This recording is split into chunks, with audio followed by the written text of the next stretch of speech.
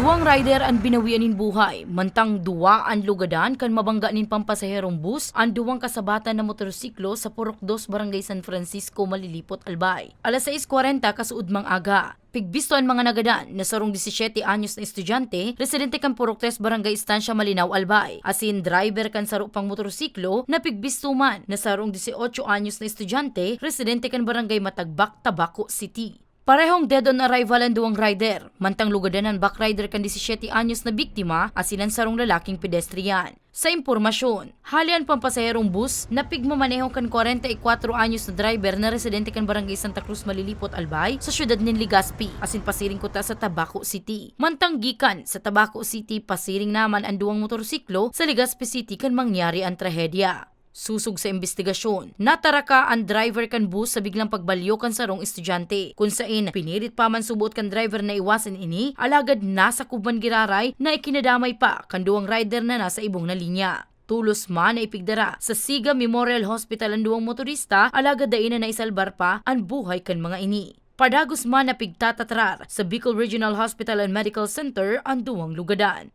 May mga helmet naman po sila. Kaya lang pag-impact ng paggaan ay natanggal yung helmet nila. Nandun po sa tabing kalsada, yung isa may pinulot kami nandun na sa kanal, and yung isa nandun yung pedestrian ay doon sa kabilang kalsada, malapit sa poste. Sigun kay Police Captain Alcantara, desidido ang pamilya kanapat na biktima na magsangat din kaso kontra sa bus driver na nasa kustodiya pangunyaan kan Malilipot MPS asin naaatubang sa kasong 2 counts of homicide asin damage to properties. Desidido po yung pamilya, kaya andito po sila makapagbaltay ng kaso. However po, yung physical injury ay hindi pa po natin naisampa dahil hinihintay po natin yung documents, yung medical certificate at yung kamag-anak nung nasa hospital pa. Yung sa homicide po, yung dalawang pong namatay, nandito kagabi kaya po nakapagpalit po tayo ng kaso.